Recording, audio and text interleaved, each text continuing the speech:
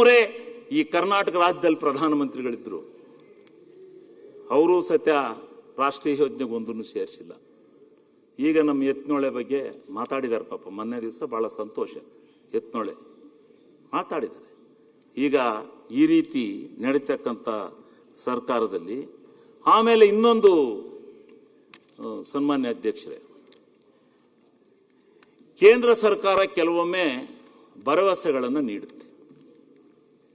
ಭರವಸೆಗಳನ್ನು ನೀಡೋದು ಯಾವುದೇ ಸರ್ಕಾರದ ಕರ್ತವ್ಯ, ಯಾವುದೇ ಸರ್ಕಾರದ ಕರ್ತವ್ಯ.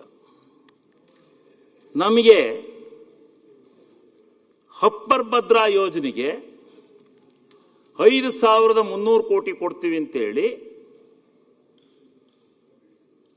ಇದರಲ್ಲಿ ಕೇಂದ್ರ ಬಜೆಟ್ನಲ್ಲಿ ಓದಿದ್ರು ನಿರ್ಮಲಾ ಸೀತಾರಾಮನ್ ಅವರು.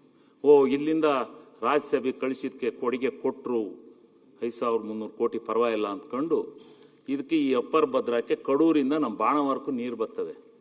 ನಾನು ಅವತ್ತಲ್ಲೇ ಆ ಊರಿನ ಪ್ರಾಂತ್ಯದಲ್ಲಿದ್ದೆ. ಸೇರ್ತು ಅಪ್ಪರ್ ಭದ್ರಕ್ಕೆ ದುಡ್ಡು ಕೊಟ್ಟರು, ಇನ್ನೆಲ್ಲ ನೀರು ಬರ್ತವೆ ಅಂದರು. ನಮಗೂ 7-8 ಕೆರೆ ಕೊಟ್ಟರೆ, ಇನ್ನೂ ಅದು ಎಲ್ಲೈತೆ ಚಾನಲ್, ಇನ್ನೂ ಬಂದಿಲ್ಲ. ಅದು ಆಗಿಲ್ಲ. ಸಂತೋಷಪಟ್ಟು ಕೊಡಲಿಲ್ಲ. ಕೇಂದ್ರ ಸರ್ಕಾರದ ಒಂದು ಸಬರ್ಬನ್ ರೈಲ್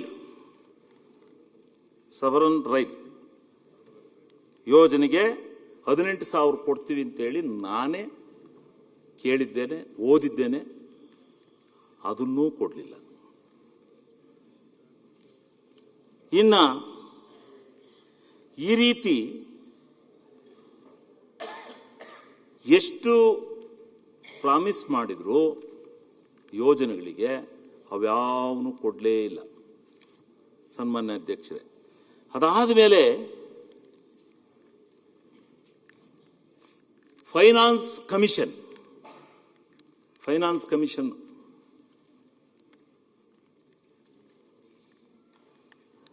ರೆವಿನ್ಯೂ ಡಿಫಿಸಿಯೇಟ್ ಆಯ್ತಲ್ಲ, ಆಕ್ಚುಲಿ ತೂಕ ಮಾಡಿ ಆ ಫೈನಾನ್ಸ್ ಕಮಿಷನ್ನಲ್ಲಿ, ಹಣಕಾಸು ಆಯೋಗದಲ್ಲಿ ತೂಕ ಮಾಡಲಿ ಅಂತೇಳಿ 1953ನೇ ಇಸ್ವಿನಲ್ಲೇ ಅವತ್ತಿನ ನಮ್ಮ ಮಹಾ ದಿಗ್ವಿಜಯರು ರಾಜ್ಯಗಳ ಮಧ್ಯೆ ಇರ್ತಕ್ಕಂಥ ಭಿನ್ನಾಭಿಪ್ರಾಯ ಹೋಗ್ಬೇಕು, ಹಣಕಾಸಿನಲ್ಲಿ ಸಮಾನತೆಯನ್ನು ಪಡೆಯಬೇಕು ಅಂತೇಳಿ ಅವತ್ತೇ ಹಣಕಾಸು ಆಯೋಗವನ್ನು ರಚನೆ ಮಾಡಿದ್ದಾರೆ. ಹಣಕಾಸು ಆಯೋಗದ ಅಣಿತಿಯಂತೆ ರಾಜ್ಯಗಳಿಗೆ ಪಾಲು ವಿತರಣೆ ಆಗಬೇಕು ಅಂತಕ್ಕಂಥದ್ದನ್ನು ಅವತ್ತು ತೀರ್ಮಾನ ಮಾಡಿದ್ದಾರೆ ಅಧ್ಯಕ್ಷರೇ. 1951ರಲ್ಲಿ ತೀರ್ಮಾನ ಮಾಡಿದ್ದಾರೆ. ತೀರ್ಮಾನ ಮಾಡಿ ಅದರಂತೆ ರಾಜ್ಯ ನಡ್ಕೊಂಬರುತ್ತೆ. ಅದರಲ್ಲಿ ನಮ್ಮ ರೆವಿನ್ಯೂ ಡಿಫಿಸಿಯೇಟ್ ಬಗ್ಗೆ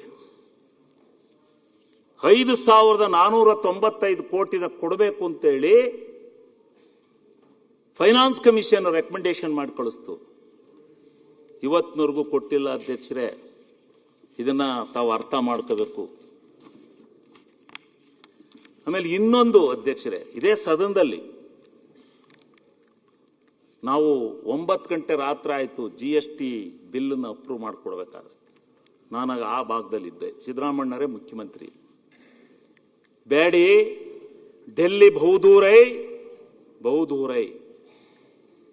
ಇದನ್ನು ಕೊಡಬೇಡಿ, 50% ಮಾಡ್ಕೋಬೇಡಿ, ನಮ್ಮ ವ್ಯಾಟ್ ಏನಿದೆ ಅದೇ ಇರಲಿ, ನಮ್ಮ ರಾಜ್ಯ, ನಮ್ಮ ನೇಷನ್, ನಮ್ಮ ರಾಜ್ಯ, ನಮ್ಮ ತೆರಿಗೆ ಅಂತ ಮಾಡ್ಕೊಳ್ಳೋಣ. ಬೇಡ, ಸಂಕಷ್ಟ ಬಂದಾಗ ಜನಗಳ ಬಳಿ ಹೋಗೋಣ, ಕೇಳೋಣ. ನಮ್ಮ ಬಹಳ ಯೋಜನೆಗಳಿದ್ದಾವೆ. ಕೃಷ್ಣ ಮೇಲ್ದಂಡೆ ಇದೆ, ಇಂಥ ಮಹಾನ್ ಯೋಜನೆಗಳ, ಕಳಸ ಬಂಡೂರಿ ಇದೆ, ಇಂಥ ಯೋಜನೆಗಳೆಲ್ಲ ಇದ್ದಾವೆ. ಅದಕ್ಕೆ ನಾವು ದುಡ್ಡನ್ನು ಬೇಕಾದ್ರೆ ಭಿಕ್ಷೆ ಎತ್ತನ, ಕೊಡೋದು ಬೇಡ ಅಂತಕ್ಕಂಥ ಮಾತನ್ನು ನಾನು ಹೇಳಿದಾಗ ನಾನು ಕೇಳಿದೆ, ಒಂದು ವೇಳೆ ನಮಗೆ ಬರ್ತಕ್ಕಂಥ ವ್ಯಾಟ್ಗೆ ಏನಾರ ಕಡಿಮೆ ಆದರೆ ನೀವು ಆ ಹಣನ ಅವ್ರು ತುಂಬಿಕೊಡೋಕ್ಕೆ ರೆಡಿ ಇದ್ದಾರಾ ಅಂತಕ್ಕಂಥದ್ದು ಕೇಳಿದಾಗ ಸಿದ್ದರಾಮಣ್ಣವ್ರು ಹೇಳಿದರು, ಇಲ್ಲ ಆ ಗ್ಯಾಪನ್ನು ತುಂಬಿಕೊಡೋಕ್ಕೆ ಕೇಂದ್ರ ಸರ್ಕಾರ ಒಪ್ಕೊಂಡಿದೆ ಅಂತಕ್ಕಂಥ ಮಾತನ್ನು ಹೇಳಿದರು. ಭಾಳ ಖುಷಿಯಾದ ನಾವು. ನಮಗೇನು ನಮ್ಮ ರಾಜ್ಯದ ಟ್ಯಾಕ್ಸ್ ನಮ್ಗೆ ಉಳಿಲಿ ಅಂತ ಹೇಳಿ ನಾವು ಬಹಳವಾಗಿ ಒಪ್ಕೊಂಡು ಅದನ್ನು ಪಾಸ್ ಮಾಡಿದ್ವು. ಪುಣ್ಯಾತುಮರು 22ರವರೆಗೂ ಕೊಟ್ಟರು ಗ್ಯಾಪ. ಅದು ನಮಗೆ ಗೊತ್ತಿಲ್ಲ 22ರವರೆಗೆ ಅಂತ ಅವತ್ತು ಹೇಳಲಿಲ್ಲ. 22 ಆದಮೇಲೆ ಈಗ ನಮಗೆ GST ಗ್ಯಾಪ್ ಇಲ್ಲ, ಬರ್ತಾ ಇಲ್ಲ GST ಗ್ಯಾಪು.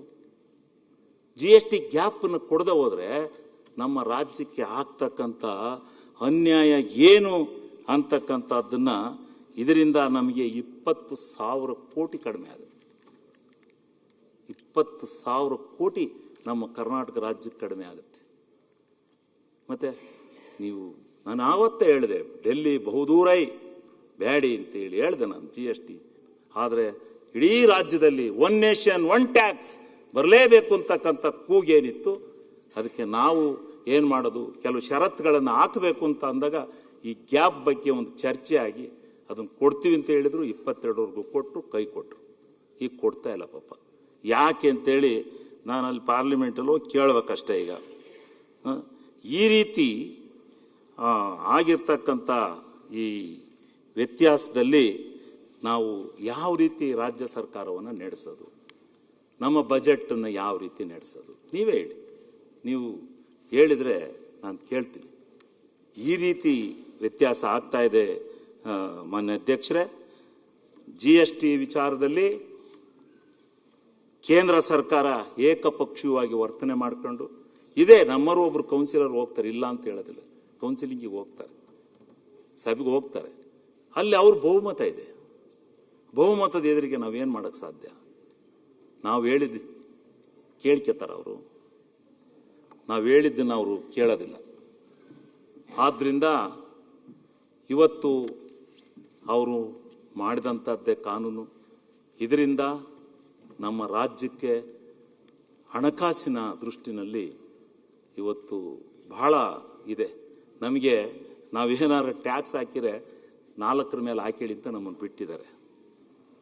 ನಾಕೇನಕ್ಕು ಒಂದು ಅಬ್ಕಾರಿ, ಒಂದು ರಿಜಿಸ್ಟ್ರೇಷನ್ನು, ಒಂದು RTO ಇಷ್ಟನ್ನು ಹಾಕಿ ಅಂತ ಬಿಟ್ಟಿದ್ದಾರೆ.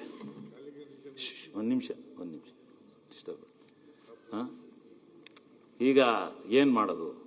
ಬಿಟ್ಟಿದ್ದಾರೆ. ಎಷ್ಟು ಅಂತ ಹಾಕೋಣಕ್ಕಾಗತ್ತೆ? ಅದಕ್ಕೇನಾರ ಟ್ಯಾಕ್ಸ್ ಹಾಕಿದ್ವಾ?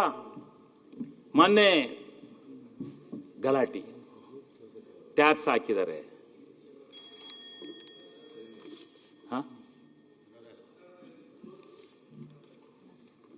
ನಿರ್ಭೀತ, ನಿಷ್ಪಕ್ಷಪಾತ, ವಿಶ್ವಾಸಾರ್ಹ ಸುದ್ದಿಗಳಿಗೆ ಮತ್ತೊಂದು ಹೆಸರಾಗಿರುವಂತ News18 ಕನ್ನಡ ಈಗ ಆಪ್ನಲ್ಲೂ ಲಭ್ಯವಿದೆ.